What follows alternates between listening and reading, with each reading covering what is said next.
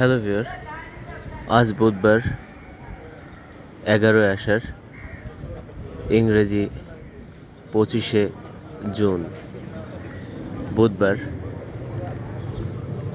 দেখুন, আজকের সকালটা কিন্তু খুব মেঘাচ্ছন্ন। এখনও সূর্য মামা উঠে আবার মেঘের আড়ালে ঢাকা পড়ে গেছে। সকাল ভোর হতে না হতেই মানুষের ব্যস্ততা শুরু হয়ে গেছে রাস্তাগুলো দিয়ে। কেউ ছুটছেন স্কুলে, কেউ ছুটছেন অফিসে,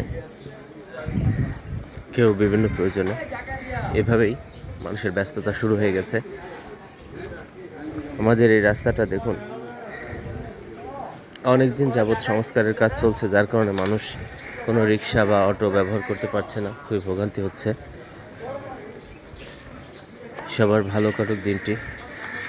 ভিডিওটি ভালো লাগলে একটা লাইক দিয়ে সাথে থাকবেন, শুভকামনা।